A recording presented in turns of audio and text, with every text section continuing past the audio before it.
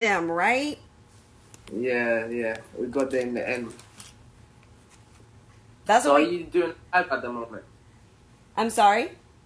Are you doing a live at the moment? Yes, I am doing an Instagram live at the moment. Isn't that amazing? Yeah, that's amazing. So we I want you got to through. That means that we got through. Let's see, what time is it? We got through probably 5 or 10 minutes of difficulties, and we persevered, and we still made yeah, it happen. let's go. Well, that's what you have to do. Dedication, You said right? dedication. Yes, Yes, dedication. definitely dedication. All right. So this is what we're gonna do. We're gonna. I want you to say hello to your Instagram followers for me, just before we start. Hello, Instagram followers. Thank you so much for joining me. My name is Mishley Smith Tynes. You should know who I am. We're about to get started. Let's go. So at 2 minutes, I'm gonna start. Okay. Um, I'm gonna introduce myself, then we can go straight in, right? Awesome. So let's just wait. This is kind of nerve-wracking, isn't it? It is very nerve wracking because I'm not a technical person. Right, But like I said, we made it work. you're right. So just go. We just take it as we have spoken to each other before. It's okay. All right. Definitely. That's perfectly fine. That's awesome. Hey guys, welcome to the Mogul Status Pod. I think you bumped in, but we'll do this again at 2:30. Yeah. Hello, can you hear me? Yeah, I can hear you. You talking to me? Yeah, I'll do this at 2:30. I'm gonna start again, right? Okay. Yeah, that's fine.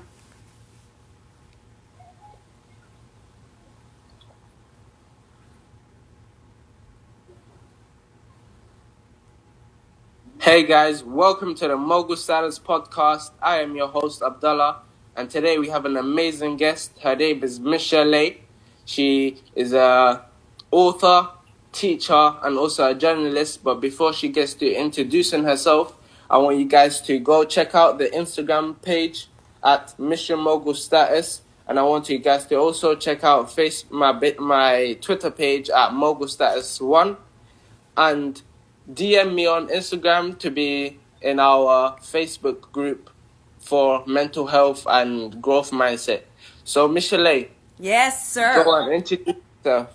Definitely. My name is Mishley Smith Tynes. As he stated, I am a journalist, a teacher, and an author. You can purchase my book, Taming the Beast of Anxiety, on Amazon, and it is available worldwide. I made sure of that. Yeah. And I'm just a lover of people. How about that? Yeah. I discovered that when me and you had the conversation. I just felt you were such a enlightening person, Oh, passionate thank you. about your work, Yes, and yeah. definitely. I'm actually gonna start your show with some questions for you. How about that? Oh, that's great. That's great. So I like it. I'm going to apologize in advance because us Americans, at least the way I think of Americans, like we're always so curious of other people. So I'm going to say, I love your accent, which is not an accent to you. Yeah, I don't hear it. I know, right? He's like, I don't hear it. Yeah, I don't hear it. So Yeah. my husband has some questions for you, which still I think are odd because he wants to know, because you are British, and he wants to know what is your favorite TV show, movie, actor, and music artist. I'll start with the show. My favorite in Britain is actually one called Top Boy. Top Boy is a very original show from Britain. I love it because it just tells you how life in London is, how people grow up, the culture in Britain and everything. I think if you actually watch that, you'd love it. Could But you you spell it know for what? me? Is it Thought, like Thought Boy, or? Yeah, yeah, See what I'm saying?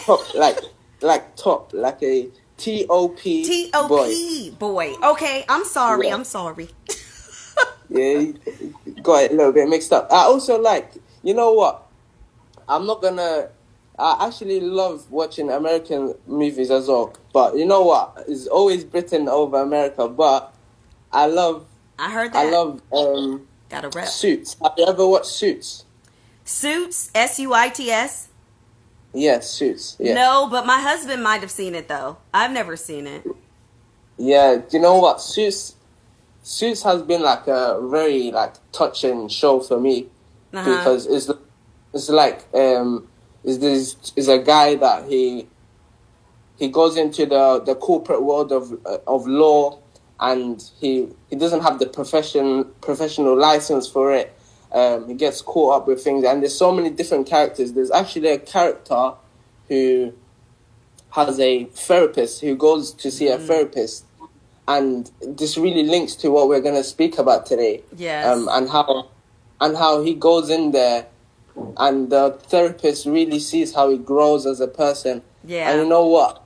This reminds me of myself, not only myself, but the story I've heard with you. And yeah, I think we should start there, you know. Okay. I think with your story, you have an amazing story. I know you've touched on it briefly.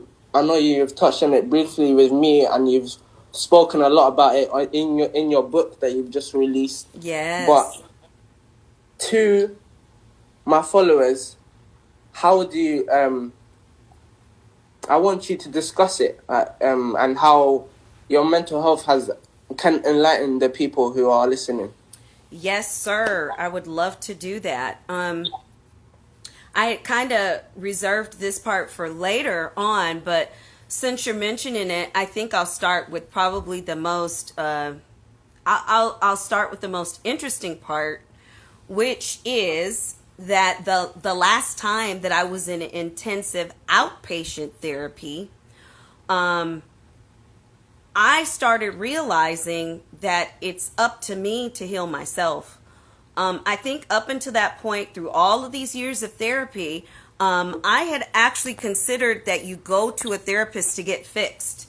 And I had to first understand that I wasn't broken, you know? I was living life. I was living a human experience, and I was having difficulties with that. But that does not make me a broken person.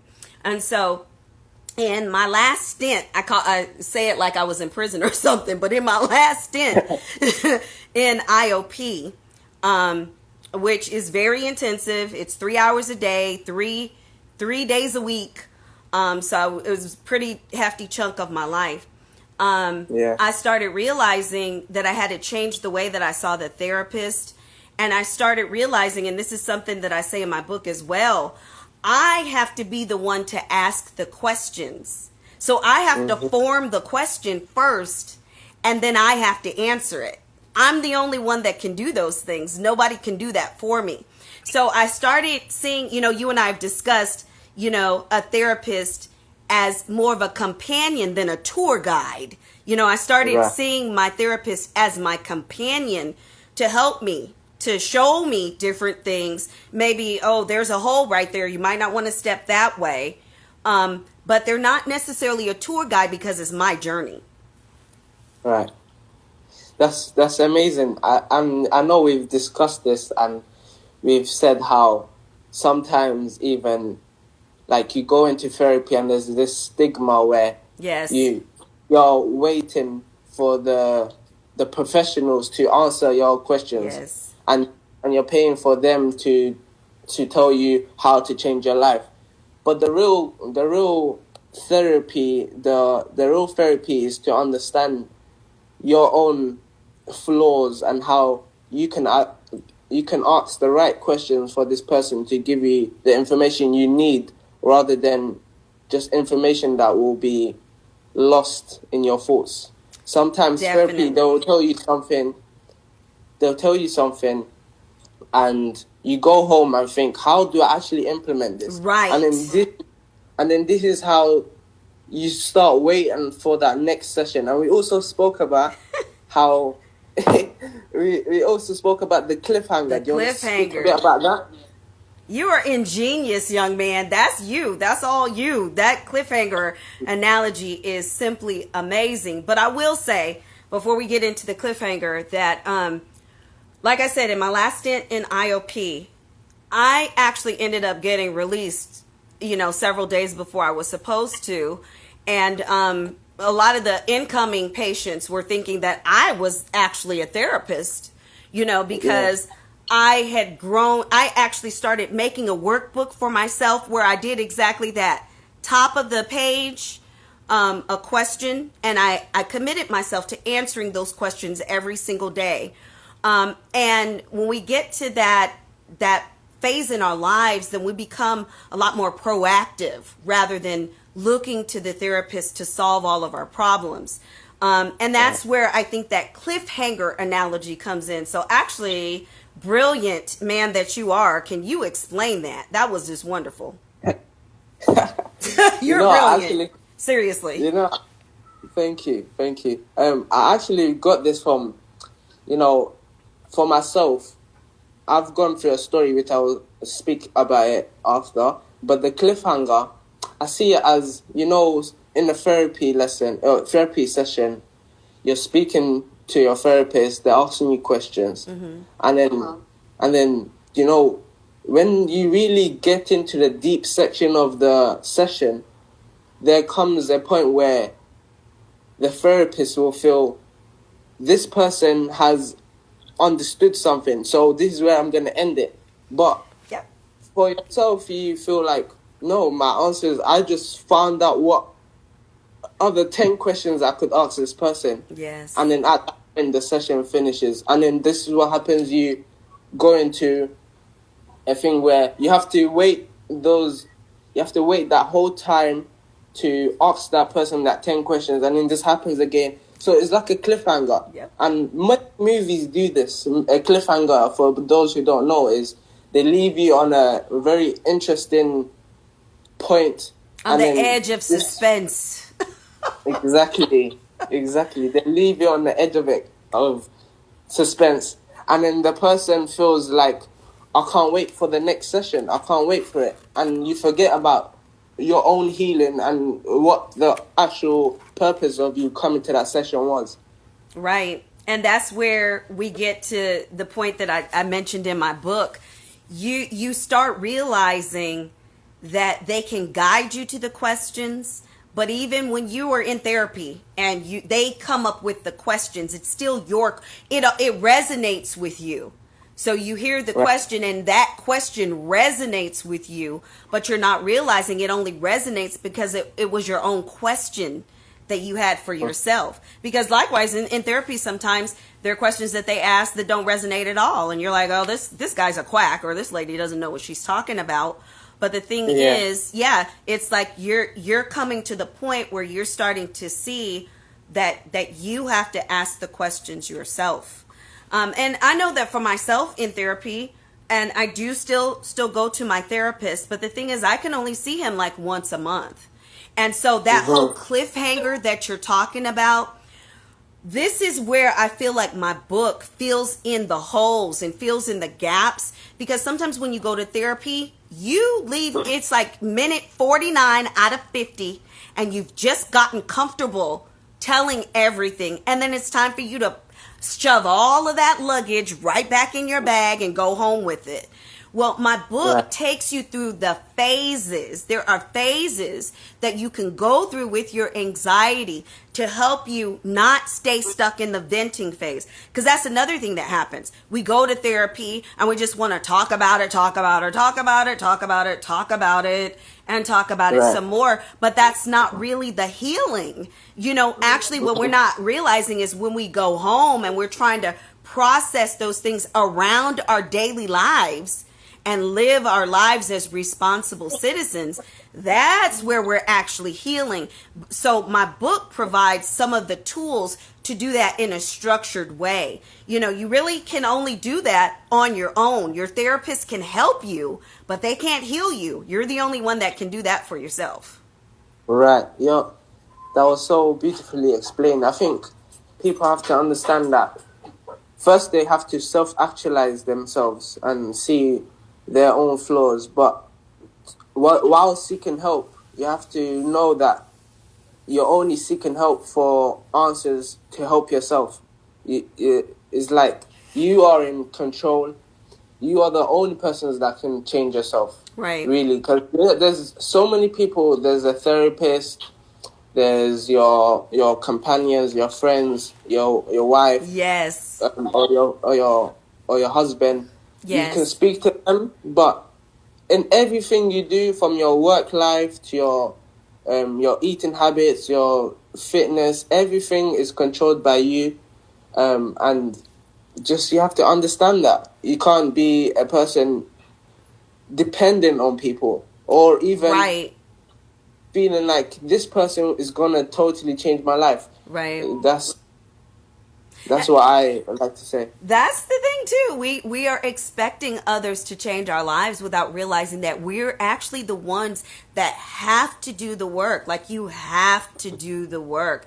It's necessary. You know, and I also mentioned in the book that a lot of people are afraid to go through that emotional journey, but that's where you actually find your healing, because you start to understand that it's not the experience that you have to keep living, it's the lesson that you have to keep living.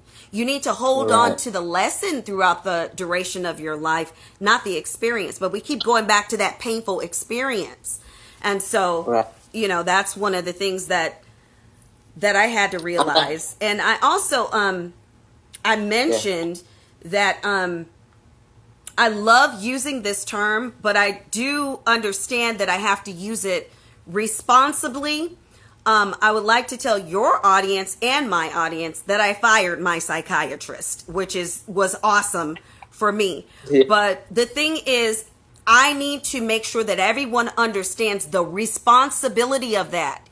Your therapist, and that includes your psychiatrist, they have responsibilities. They have confidentiality to allow you to freely express yourself however you want to. But as a patient, you have responsibilities as well. And one of the first responsibilities is, if you decide that you are going to take medication, you need to communicate with your psychiatrist when you decide that you no longer want to be on that medication. Now, that's your choice. But you need to physically go and have a conversation with your psychiatrist while you're on the medication, which is usually 1 to 3 months. It depends on which medication you're on. And then after that, if you decide that you no longer want to take it, you need to have a meeting with your psychiatrist. And that's what I term, I fired my psychiatrist. Because I actually had one last appointment. I went on ahead and I paid that copay. And I said, you know what? I don't need this anymore. We both agreed that I didn't need it anymore. I was safely weaned off of everything, and I made sure there was nothing that I missed. I made sure all my I's were dotted, all my T's were crossed. That is incredibly important for you to be a proactive patient and in terms of healing yourself. That's so amazing. I feel like that's such a gem for the listeners. Because if you really take what she just said, yes, we know everyone has their own intuition and their own decisive decisions that they want to take in their own life. Yes, you own your life, you rule what you want to take. But speaking to the professionals is the best way to keep your health and well-being correct, and to the place where you can actually feel good every day. Right. Sometimes you might not take a medication and you feel so drowsy, or you feel the side effects of not taking it. Right. So what do you think the people should do in these cases? You must, if you, and I say this in my book as well, if you decide that medication is for you, don't get caught up in any stigmas on it. Okay, that's the first thing.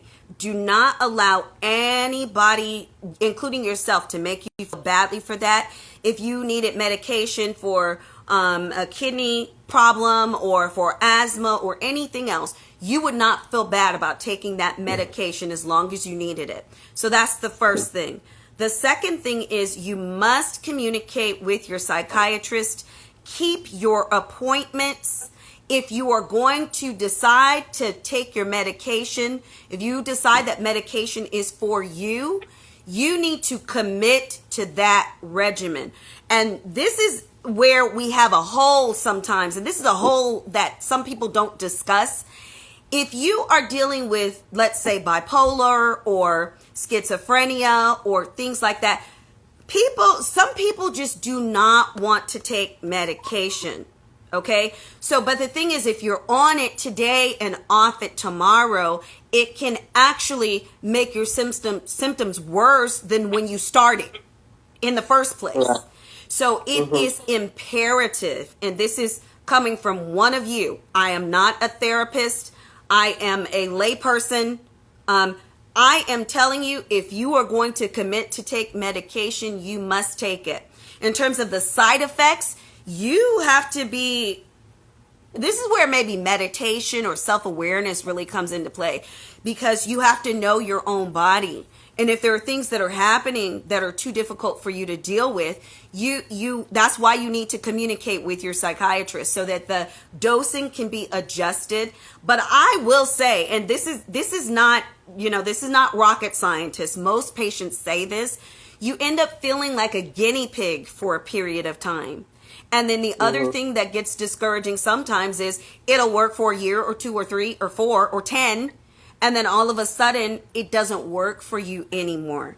But this is why it's important to stay in communication with your psychiatrist and don't mix and match stuff. People do that all the time. Like, you can't self-medicate and then also be on an antidepressant. You can't be drinking alcohol and off on this marijuana healing journey, Yeah. and then not expect it to interact with whatever it is that you're taking. This is part of you being a proactive patient and making sure that, if you are going to do some CBD treatment or something, you need to discuss that with your psychiatrist or your doctor or whoever as well. But you cannot combine these things. You cannot do that. So if you're getting back to your question, if you're starting to feel things in your body that are not quite right, then you need to first acknowledge that. And then you need to, make sure that you're not doing anything to interact with those things. Like there are some antidepressants or some of those types of medications. You can't even eat grapefruit. Like grapefruit can cause an interaction. So you need to be aware of what the medication says, what the side effects are, and then you just got to be, you got to say, I'm in a position where if it makes me sleepy, that's okay. I'm not working right now, so I can give this a chance to work. Or, I don't know. That's where we get into those personal decisions that we all have to make. But it is imperative to know yourself. I really feel like it's important for each of us to spend some time knowing ourselves. And I'm speaking to myself as I say that as well. I'm not lording over anybody. I'm saying that that's a reminder to myself as well. Right. That's so imperative, as you said. I feel like, sometimes some people might make decisions out of just pure laziness, or even there's something that's going on, or it might even be their mental health problem that might be telling them, oh, this is not going to work for me. But it's all about self-awareness as well, as you have said. Self-awareness is the first point to anything you do in life. Self-awareness for mental health. Some people may not even know that they have a mental health problem. They might be living thinking that, no, I just had a outbreak of anger. No, it might just be a mental health problem that they didn't even know existed in themselves. So how do you think someone can be more self-aware of their mental health problems, from anxiety, to schizophrenia, to anything? First, I think, and first I think is transparency, and that starts with the self. You have to be transparent with yourself first. You have to, for instance, before we got started here, I was really nervous. Some people don't understand, I'm on Instagram all the time, but I still get nervous. And part of that is understanding that that is a human experience. I'm a human being. I need to first allow myself the opportunity to be a human being. And that comes with a full range of emotions, anger, sadness, excitement, nervousness, anxiety, so sometimes just being able to identify what it is that you're feeling.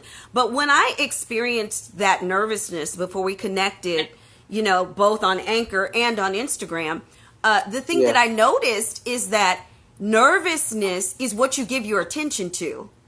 Anxiety is what you give your attention to.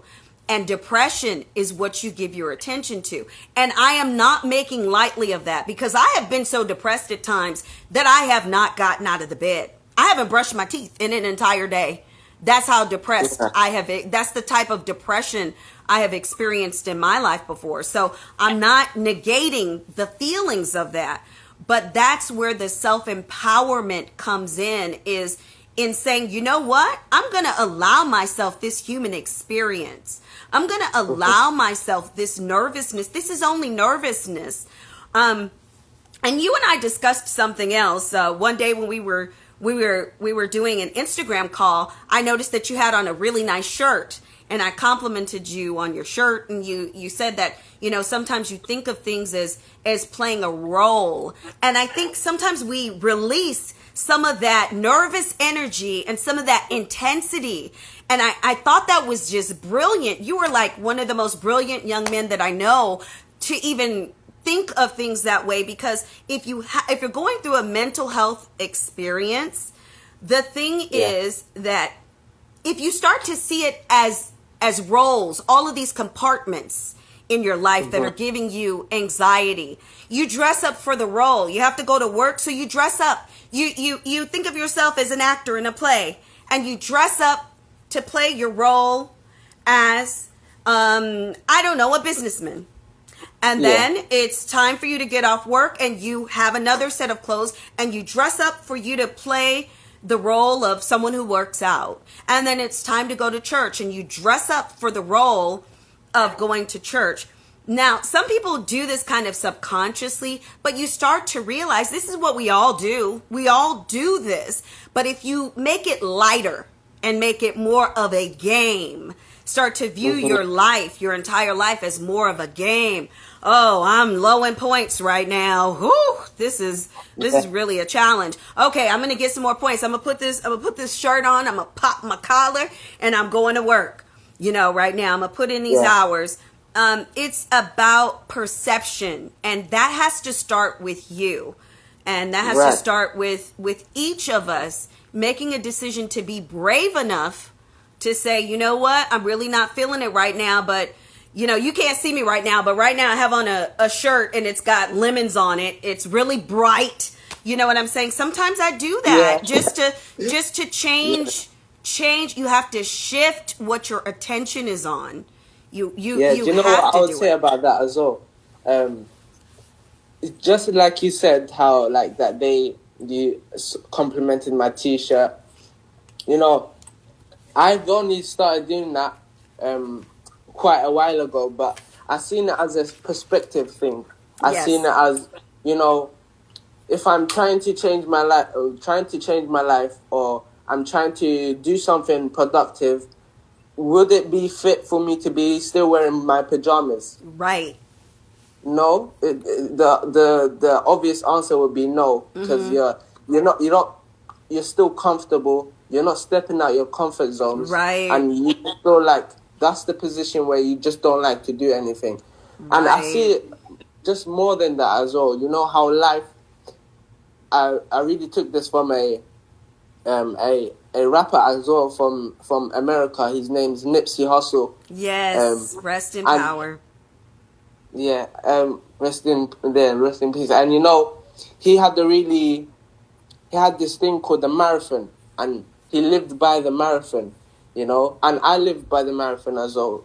You know, I take that little perspective from him, and I see everything I do in life as a marathon now. I see, like, you know, Yeah.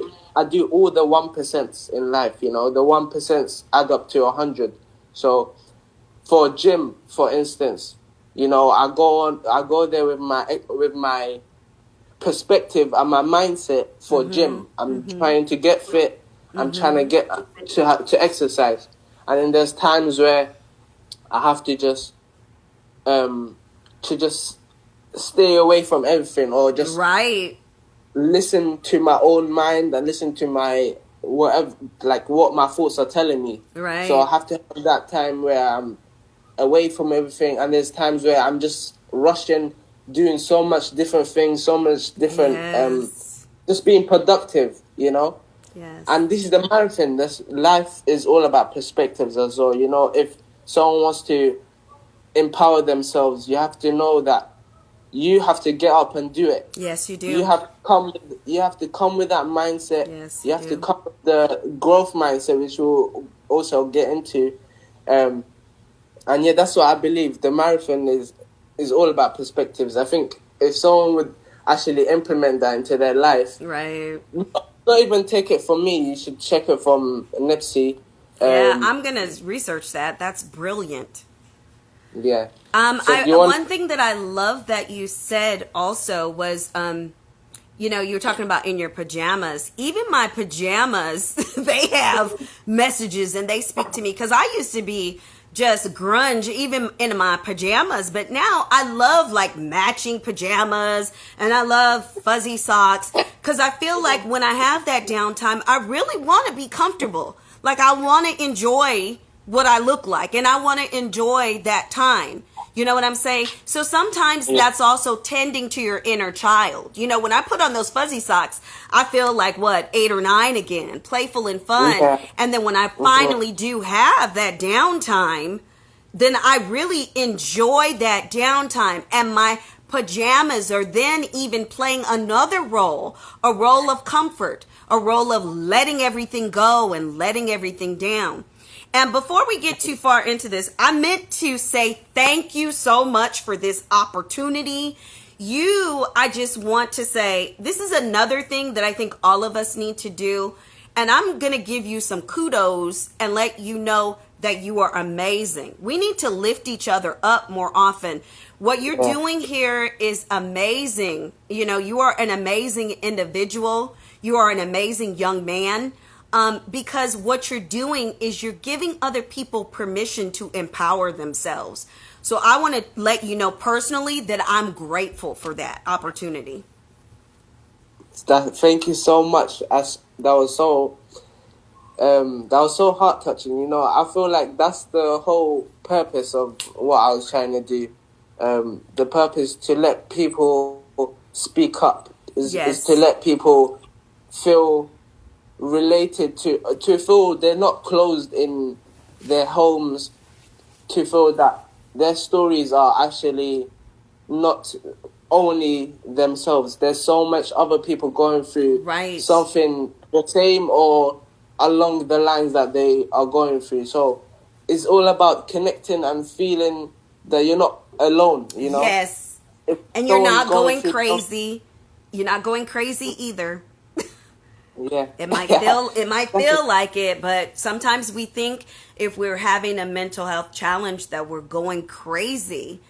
And if I may, I think this is a good time to point out what I had mentioned before, which is you have to empower yourself even through the words that you use. Because if you notice, I never say that I'm mentally ill. I would never claim that. I'm having a mental health challenge, and I look to improving my mental health.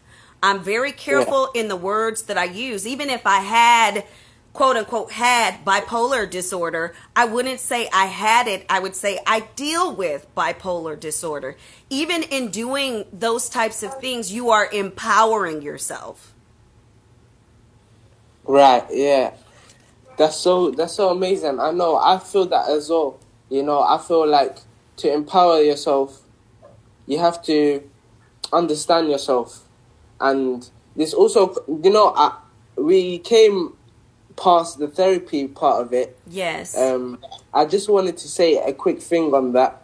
I had a story about therapy that I want to share. Yes. There's a stigma around therapy about a lot.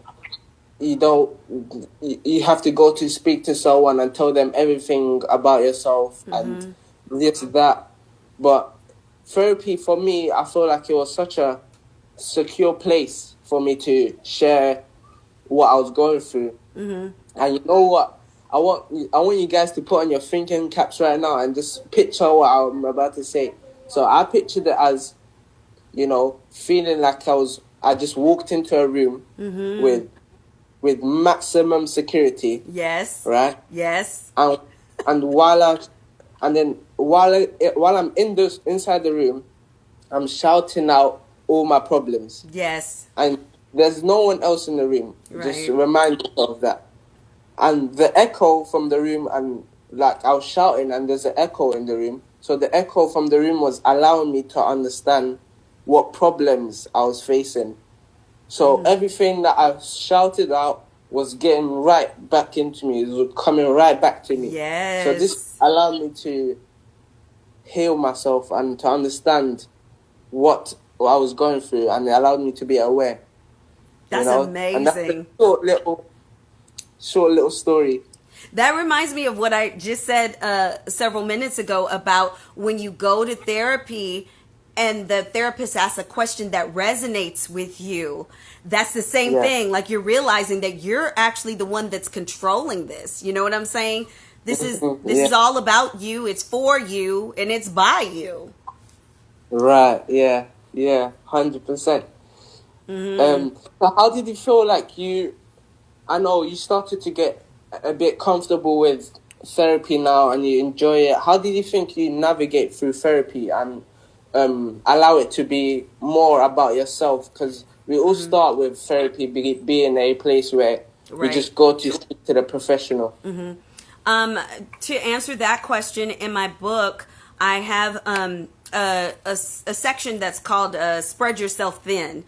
And usually when you think of spread yourself thin, it's like, oh my gosh, I'm doing too much at one time. But when it comes to your friends and when it comes to your mental health, sometimes it's easier to spread yourself thin. For instance, with my therapist, I speak specifically about codependency. I don't get into a lot of other details. I've got only 49 out of 50 minutes to really deal with some pretty intensive things. So his specialty is codependency. And I know that I need lifelong help with that. So see, as a patient, one thing that you can request or even demand is a treatment plan. Where are we going here is a question you can ask your therapist. What are we doing here? What exactly are we solving? But remember, you're asking the questions of your therapist and yourself. So you need to know when you go to therapy, what is one thing that you're going to work on? Because you can't expect them to solve 50, even 25, even 15 years of your life in only 50 minutes. That's not a realistic expectation. So when I go to therapy, I rely on my therapist. And one thing he always asks me is, have you read the materials? And even now, sometimes it's no. And I rely on him to remind me that codependency is about a lack of relationship with the self. So I need to get back to myself. If I'm having a financial issue, number one, if I can afford it, I deal with a professional. I hire somebody to help me with it. If you got the money, hire professionals, okay? If I've got a problem with a particular friend, I need to resolve that problem with that friend. And that can be what I'm talking to that person about. My husband is really good with cell phones. He works with cell phones. If I'm having an issue with my phone, then I'll call him about it. And even in my book, I say, I know that I can talk to blank about blank. Figure out who it is you can talk to. I don't think I'm alone in this. Life is about being multifaceted, and that includes your problems. You have multifaceted problems in many different areas: school problems, financial problems, work problems, church problems. You find and you organize yourself to the degree that you're going to take one of those problems and deal with that one problem with one person instead of loading all of your stuff on one person. That's how I think I took both myself and my therapist off the hook. Because honestly, I was expecting them to solve my entire life journey, when I was in my teens and when I was in my 20s, that's not realistic. That's so right. I feel like you've got to have someone for everything. You can't be alone in this. Right. It's a journey which you are controlling for yourself. You are in the driver's seat, but there are other people telling you what things to do. And how do you feel like? And how do you feel like with all the help you have? How does it, and the therapy, how did it contribute to your anxiety and healing? Well, one thing I'm looking back at what I just said, and reflection and self-reflection is a really good thing. I want to make that clear. But I want to first honor that some people do have social anxiety disorder. Everybody's not like me. Like, I'll walk up to a rock if I needed to and have a conversation, whether the rock responds or not. That's just me. I would, I'm a tree hugger. That's just me. I'm comfortable with the discomfort. But some people are not like that, and I honor those people. But you can take part in online groups. You know what I'm saying? I have a Facebook group called Taming the Beast of Anxiety. Same title as my book. You can when you go to therapy, sometimes they can't see you but once a month, so they'll refer you to support groups. So that's one way that I started being more proactive, is by going to a support group once a week. When you go to a support group, you kind of get out of yourself too. You start to see that some of your issues are the same as other people's issues. You see how they solve their issues, and then you can apply it to your own life. But it's not going to. Some people just really feel, in my book, the need to feel what I call in my book the venting phase. They really like to stay in the venting phase. And in my book, I even specify sometimes it's for attention seeking. Like, you want people to pay attention to you. And I had to realize, I had to go through an emotional healing journey, and it was intense, let me tell you. It was just something that the universe provided me with. And when I went through that journey, I realized my need for validation and acceptance and approval and attention. And I realized that underneath all of that is an intense fear of rejection. But then I also realized that, when I'm going on Instagram Live and I'm doing all of these things, that is still to a degree attention seeking, but it's not the same as, like, I don't know, causing a scene, making a ruckus, having a fight with somebody. You know what I'm saying? What I'm doing to get attention, it's helpful to both me and to somebody else. So I believe I answered your question. I can kind of go around the bush sometimes, but basically what happened for me was I had to realize that there are many different pieces to my mental health puzzle. There are a lot of different pieces. The biggest, but the person that's going to put all the pieces together, though, is me. So the pieces are the therapist. You can have a support group, online support group. Talk to the friends that you do have. You just have to figure out how to juggle it and make it all fit, I think. That's so great as well that you mentioned that. And I know we've spoken about how you have so much different things that you had to really take control of, but you also said at the end it was very rewarding as you start to see things as more of a learning opportunity. And I know you're a teacher, and you've come across a lot a lot of things around forming a growth mindset and Yes. how to grow a valuable perspective with all the different problems or the different things that you're going through in your life, and how you saw this as a learning opportunity. Can you speak a bit about that? Of course. In my particular position, I'm not working in the classroom right now, but I have been in the classroom since 1995. I've been a teacher since 1995.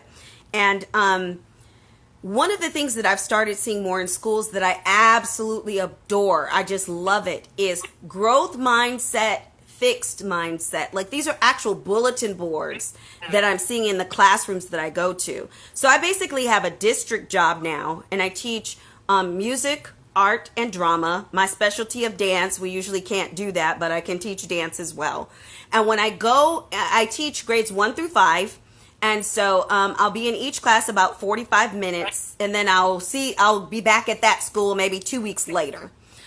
So Right. basically, in the numerous classrooms that I go into, I'll see different bulletin boards that say growth mindset, fixed mindset, which basically, to me, is really encouraging our children to take hold of their emotional intelligence, and to really think about what it is that they feel and what they're going through. And an example of growth mindset might be something like a fixed mindset of, well, my mother never got math, so I'm not going to get math either. That's a really fixed one, because it basically gives you something that has been handed down to you and you can't fix it or change it. A growth mindset would be, I realize this is challenging, and I realize that I get anxious, but math is something that I'm going to give a try. Something like that opens you up to a different perspective. Yeah. That's my explanation. I'm really curious in hearing yours, though. What's your explanation of a growth mindset? I feel, a growth mindset is, for myself and my experiences, I feel like the growth mindset I have is that I see everything as a stepping stone. So, and a journey. I like that. Because for things like gym, there are steps to the gym. There's obviously, I started off small, started off with small weights, and then going up and progressing every time. And Right. that's just for the gym, you know. I have that levels that I see it as, and that's the growth mindset. You have to see yourself as getting somewhere, and don't close up your imagination. You can do so much, if you feel like this is only where I am now, but there is so much other steps I can take. So if I take that perspective and put it into something like school, I'd say, I finished this coursework or this assignment, but I didn't get it to the level I wanted. So this is just the beginner level for me. Yeah, right. Right. And then, as much as I learn and study, I'll get to that next level. And if I get to that next level, then I have understood that there's nothing holding me back. Right.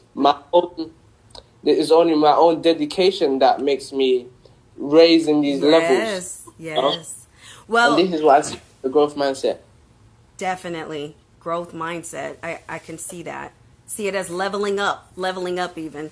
One of the things that we that you said previously that I also thought was brilliant when we were preparing for this was, do you want your story to be one of recovery or one of a phase that you're in or that you're going through? And I, again, thought that was brilliant, because actually in my book, Taming the Beast of Anxiety, I carry readers through 7 phases.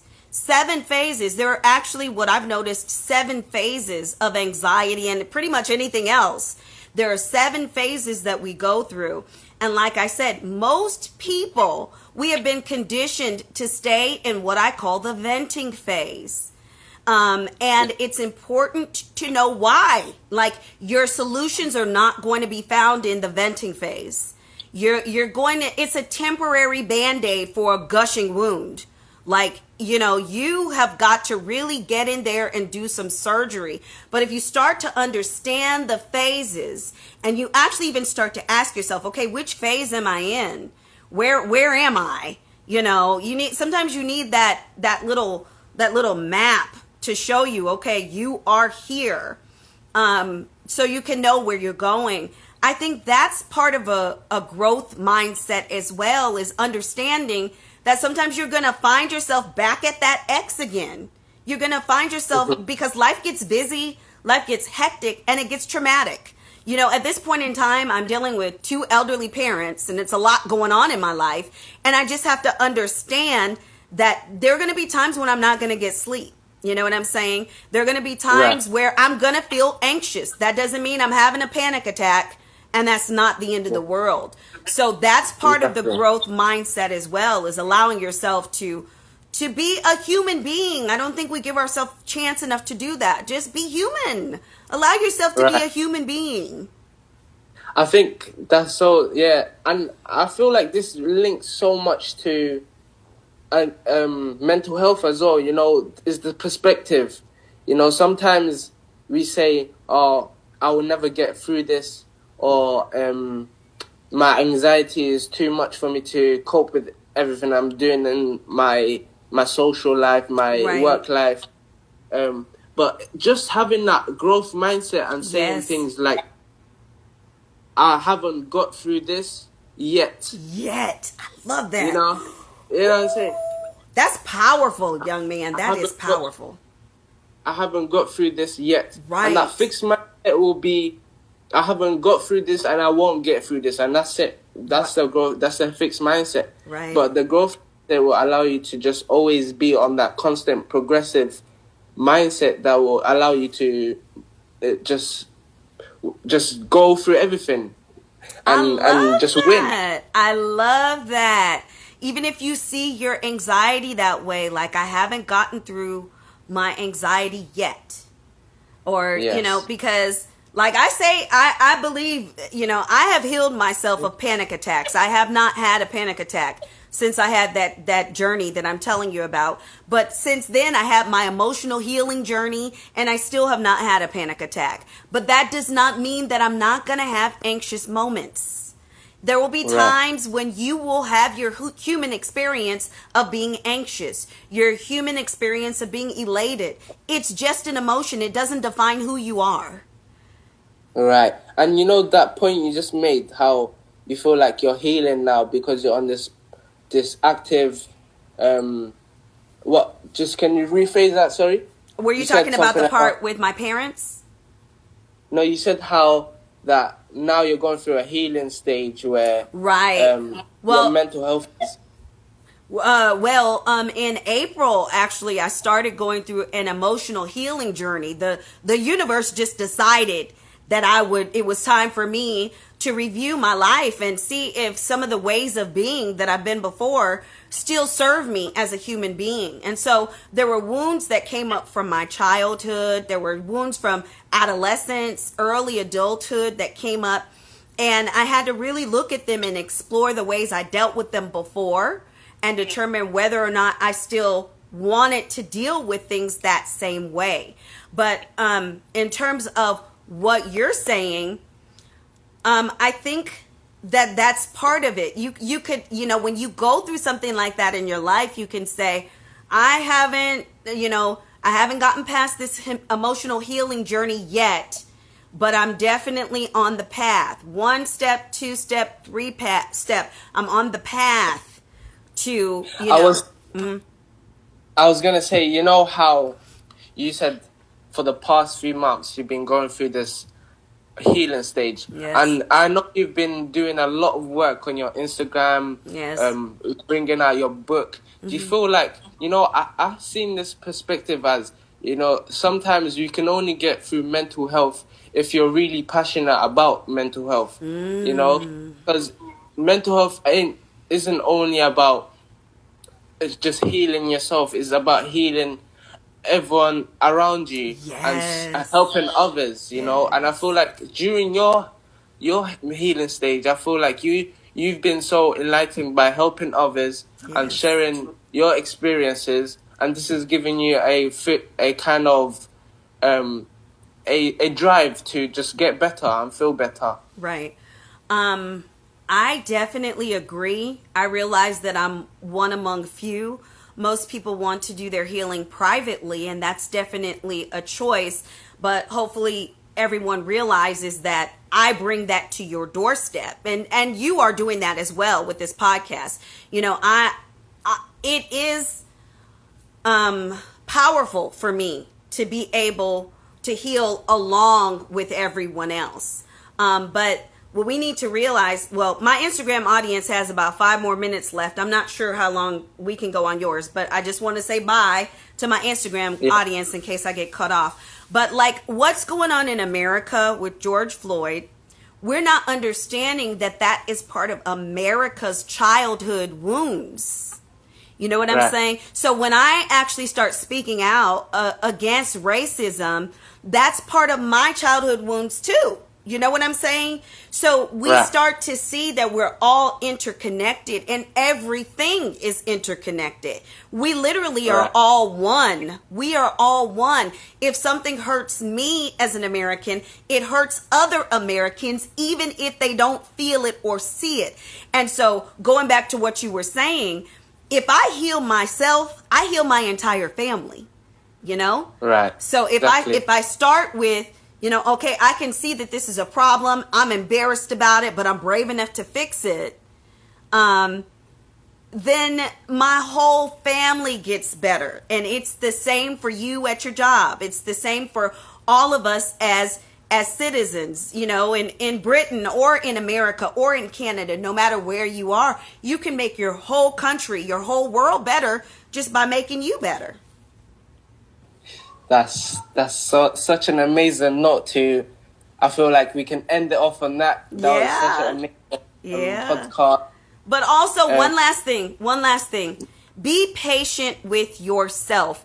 In my book, I focus on compassion, and compassion is equal parts love, patience, and forgiveness. But you have to start with yourself. If you can have compassion for yourself, then it's pretty easy for you to have compassion for others.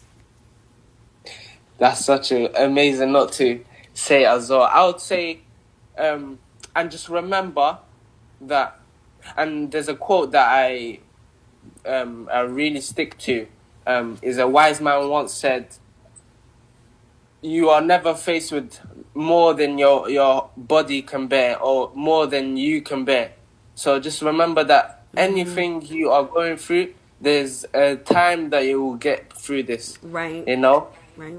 And thank you so much, Michelle, for being my guest, actually. Thank you. You've been such an amazing person off the podcast and on the podcast. And I just hope the best for you. Likewise. And I hope people are really impacted by your story. And whoever's listening, I hope you take the most gems out of this. Where can they find you, Michelle? Oh, thank you so much. You can find me across social media. Just spell out my name, Michelle Smith Tynes. I'm mostly on Instagram. But I do have a YouTube channel, which all of my lives are being uploaded to. So if you missed one of my live shows on Instagram, you can find it on YouTube. You can also find me on Facebook, LinkedIn, Pinterest even. I'm all over the place. Of course, some of those platforms are more built up than others. You're most likely to find me on Instagram. You can find me on Amazon with my book, Taming the Beast of Anxiety. And I am very open, and I'm just very open to all of us healing together. That's so great. Yeah. That was the Mogul Status podcast. We just had an amazing guest. Her name is Michelle. Go check out myself on all social media platforms at Mission Mogul Status on Instagram, Mogul Status 1 on Twitter, and DM me to be sent a link for my Facebook group, which is a amazing mental health group that I'll be starting up. And I would love to see you on the next episode. Let's go. Thank you so much. Thank you. Wow, that was powerful. Oh my goodness. Mental health journey. What if we saw it like that? A mental health journey, not a mental illness. A mental health journey. We're all going through them. Guys, pick up something you haven't done in a while, something that you love to do. Hug somebody, hug your dog, hug your baby, hug your grandpa, and just love life today. This was a beautiful experience. Thank you so much, Mishley Smith Tynes. Peace. Have a good day. Make it a good day. Thank you.